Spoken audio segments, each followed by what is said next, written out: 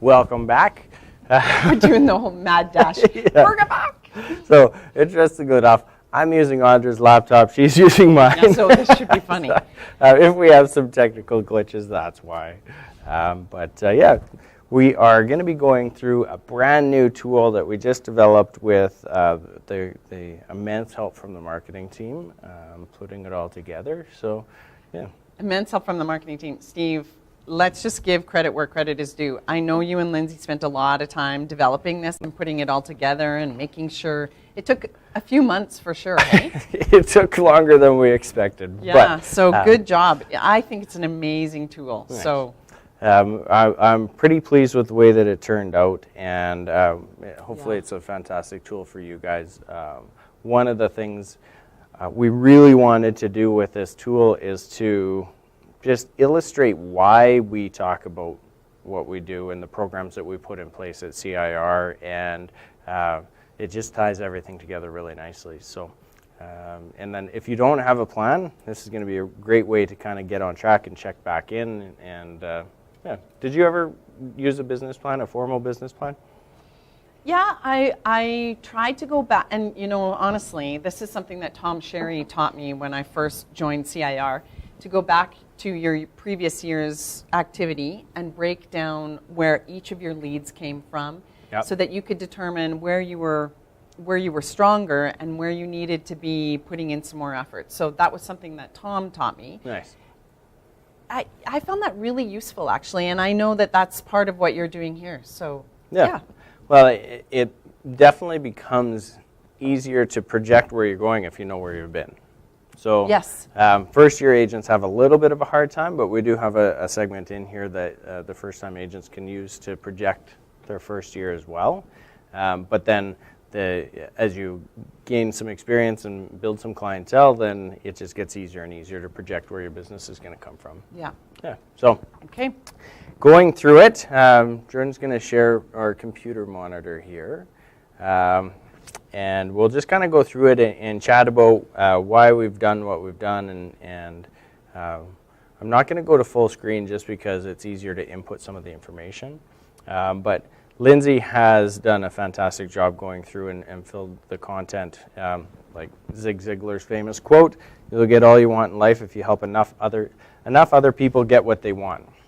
I like it. Yeah, and that's all we do in sales is help people achieve their goals. We're going from point A to point B. Does Zig know that he's very ninja-like? I'm sure Zig figured that out. He's been doing it a long time. A lot of great books if you haven't read his stuff. Yeah.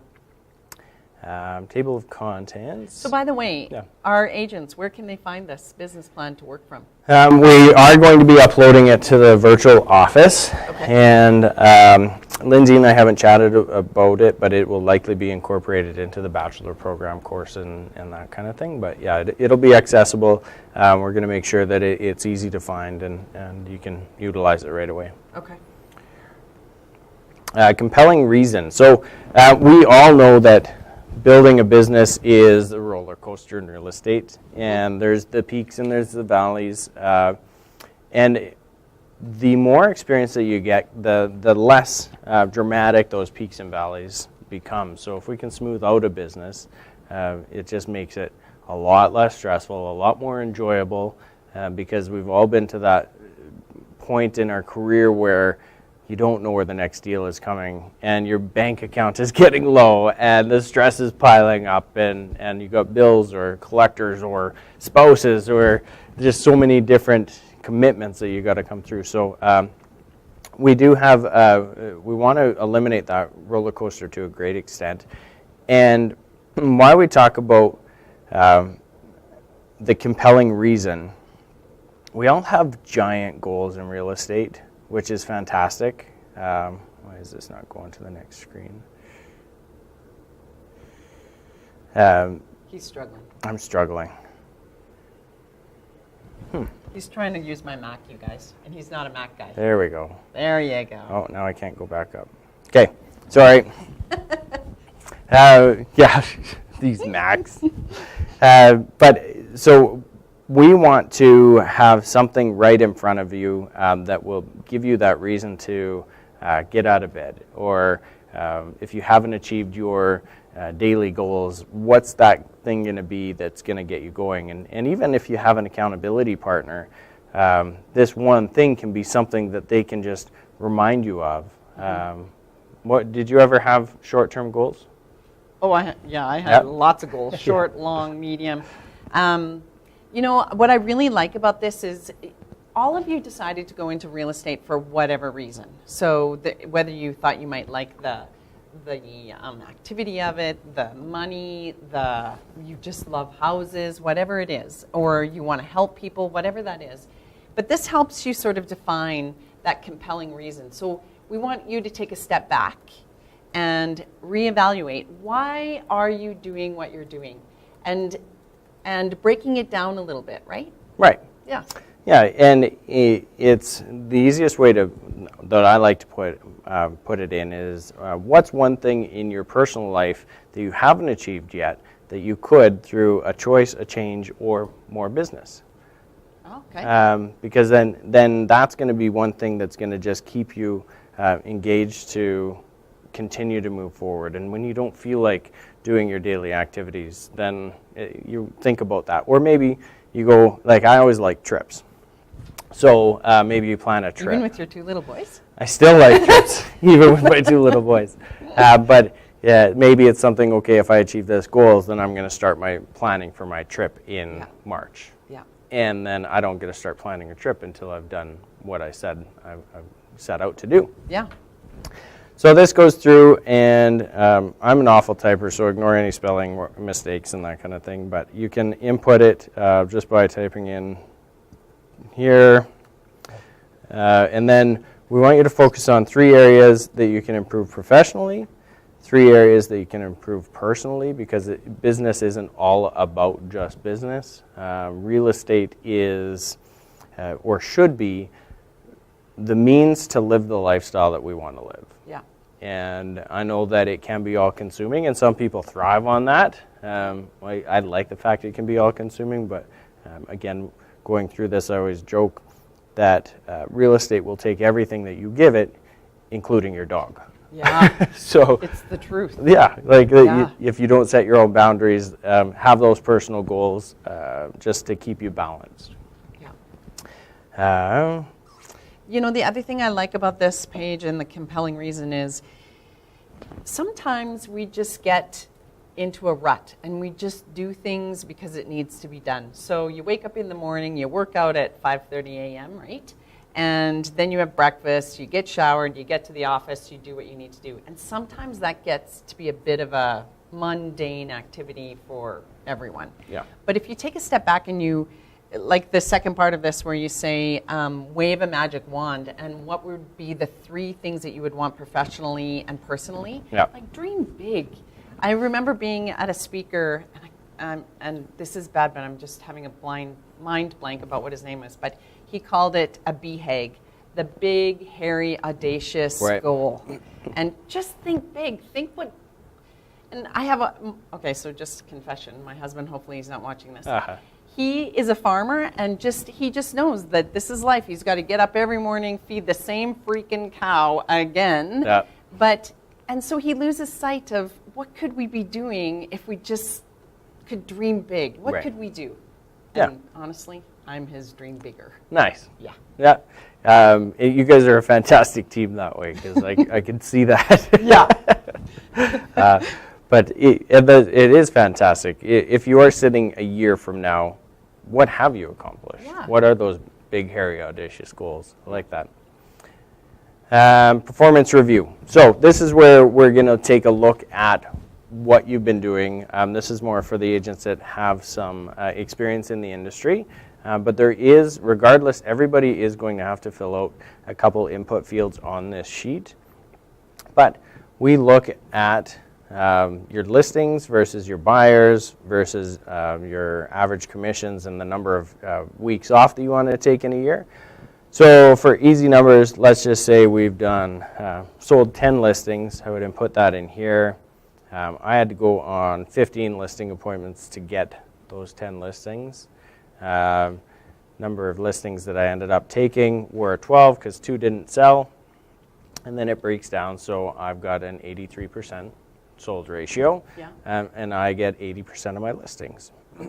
That's pretty cool how that just Yeah, auto-populates. because nobody likes the numbers. Well, almost nobody likes Yeah, I was the going to numbers. say, I love the numbers. I love where the numbers take you, and so just by making it easy, if we use those same numbers just to keep it easy for buyers, 15 buyer brokerage agreements, and let's say I went on 20 buyer meetings. And these are anybody that you're sitting down for a buyer review. You've got them into the office. You're taking a look at what they're interested in purchasing. Then you've gotten 15 of those people into a buyer agreement, and 10 ended up buying. So 66% of the buyers, and I'm getting about 50% of the buyer agreements. Now, average commissions, I'm going to use $7,500. The average does range from $7,500 to $8,000 across the city.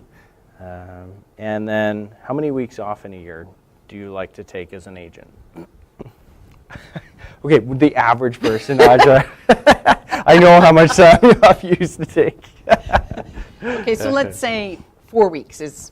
Let's say 4 weeks. Okay, so I'll input Brenda that. Coulter is going to disagree with me. I can tell already. And it is important.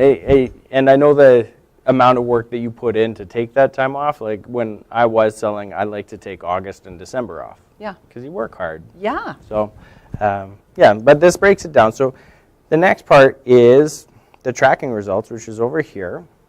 It tells me I did 20 transactions. I had to go on 35 appointments. So in order to do the annual income of $150,000 down here, I had to go on less than an appointment a week to achieve that. And who can't make that happen? That's the thing. If you're going on one appointment with somebody that is interested in exploring the idea of buying or selling, Yeah. sitting down for a real conversation, one appointment every 2 weeks, Right. to earn $150,000, if you told the majority of people that's all it took, they'd look at us like we're crazy. Why isn't everybody doing that? Whoa. Wow.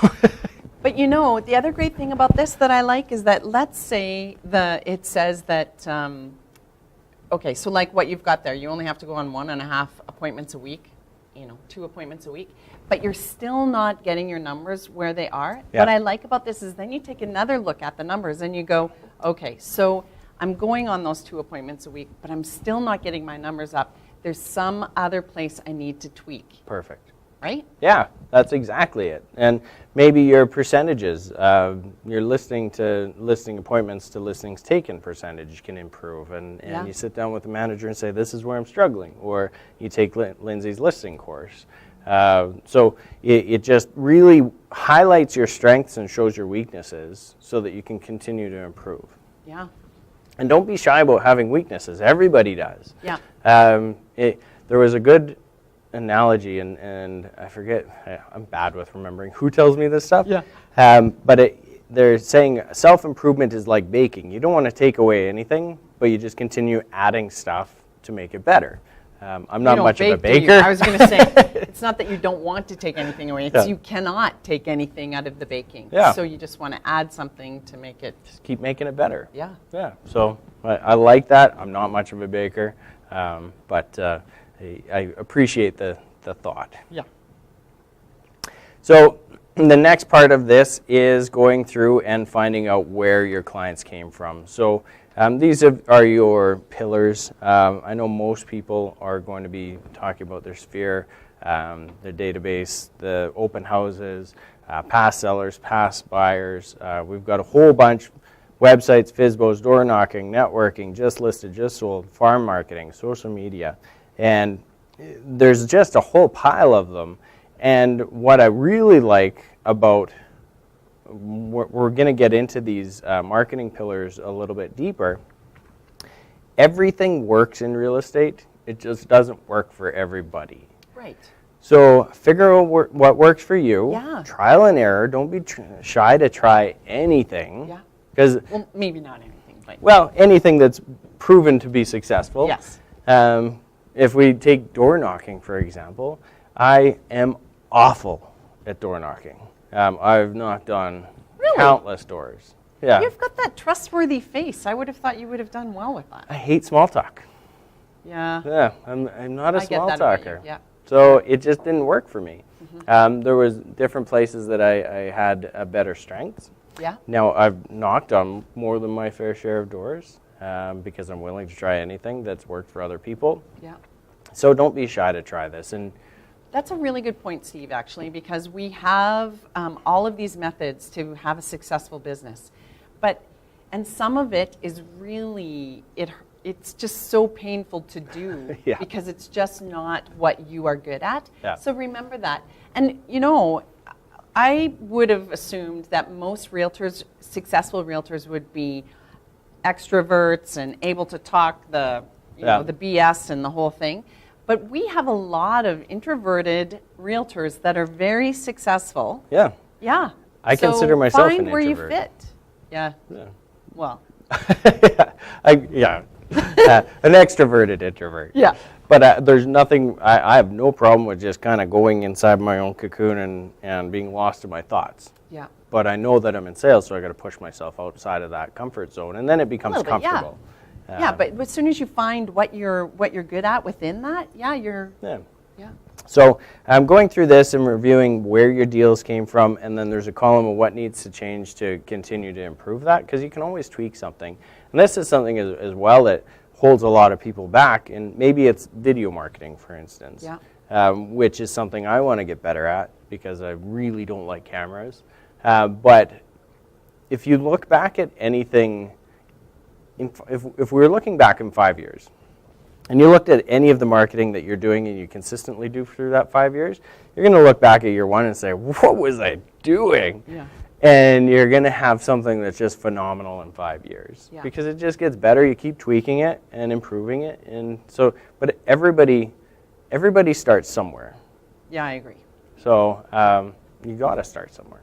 So when you're going through this as an experienced agent and you're looking at your deals from the previous year, that's one thing. But for the new agent, what I would say is make note and be conscious of every time you do a deal or every time you have an appointment, make notes of it and keep track of these things because it'll be way easier for you next December to figure out, okay, so where am I having the most success? Where do I need to get a little bit better? Right. Or what do I need to drop? And that's it exactly. And knowing where your focus is. And that's another really good point is knowing what to drop because you shouldn't be trying to do everything. No. Get good at one thing. Yeah. And then move on to finding another thing. We always recommend having 3 to 5 marketing pillars where you have income streams coming in, but you got to start with just focusing on one, build that out, create the habits, get another one going, build that out. And it's like looking back, because everything seems so daunting when you're trying to do something new. And as an experienced agent, looking back at my first year doing 17 deals, you think, I remember feeling so overwhelmed, and my goodness, how does anybody do more than this? I did 3 my first year. Yeah, but then you knocked it out of the park.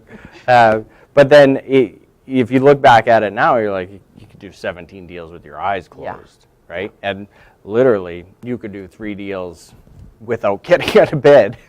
Well, So- no, but thank you for that. So it's important not to get overwhelmed. So that's the review part of the business plan, and then we're going to get into projecting where your business is going to come from.